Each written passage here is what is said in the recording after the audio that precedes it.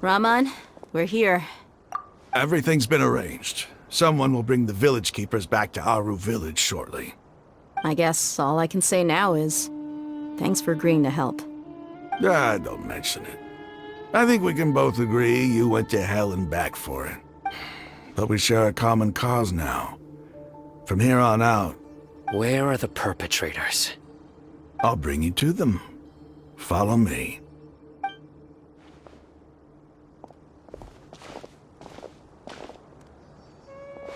So these are the people who kidnapped the village keepers.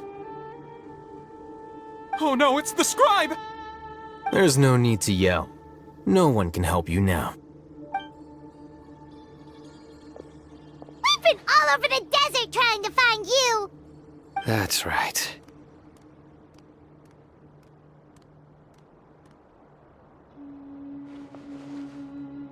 General Mahamatra?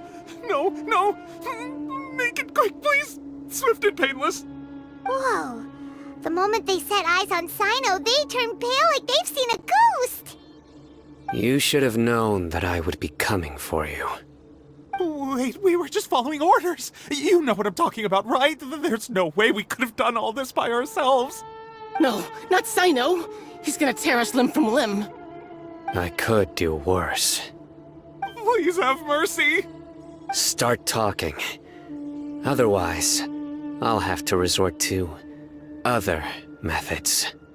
So, your superiors have kept you quite busy recently. Why? What are they trying to accomplish? They wanted to extract canned knowledge. Don't play dumb. You know what I'm really asking. They extract divine canned knowledge. Then what? I really don't know how to explain it! Well, you better start talking or you'll be sorry! You don't want to make things any more difficult for yourself, do ya? Be my guest.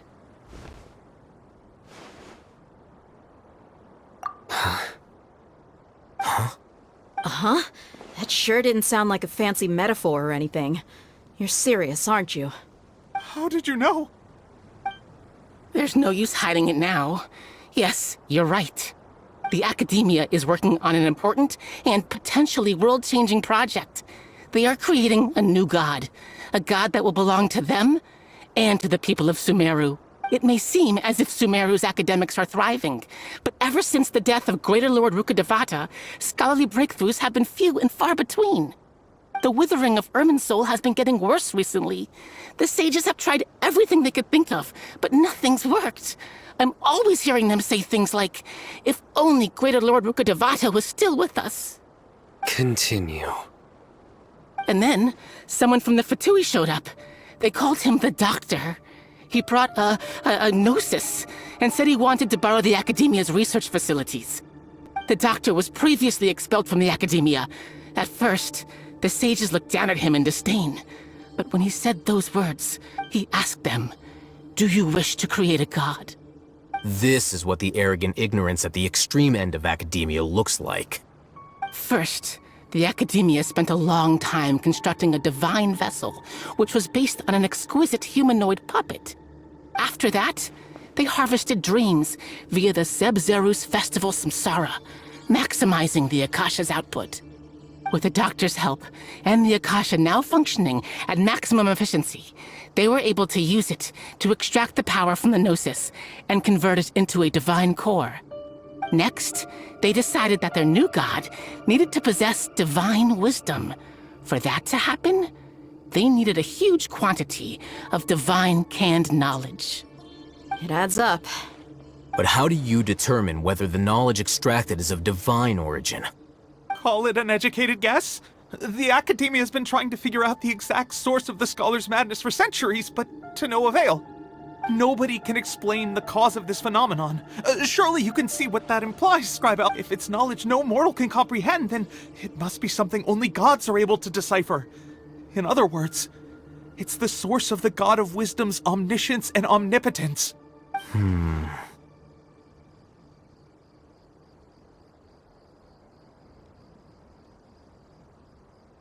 You must have noticed by now.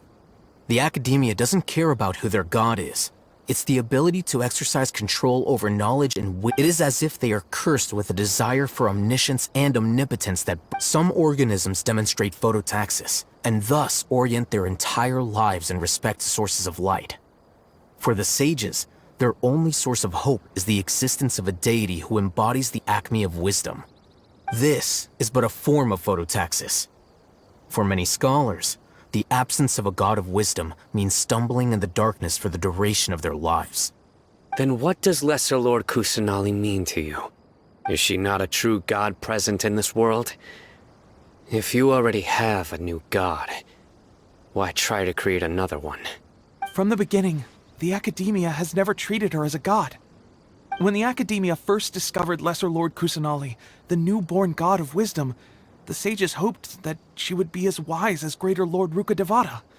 But upon evaluation, they found that at the time she possessed no more intelligence than any ordinary human child. The sages never had a ruder awakening.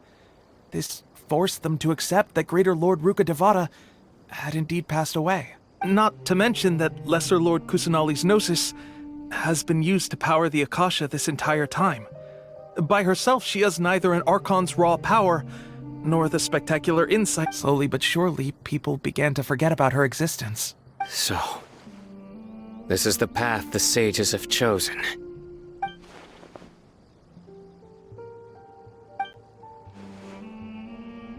All right, let's try to keep our cool.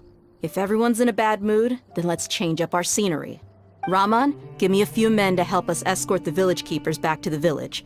And these two scholars, they're coming too. Sure. As you wish.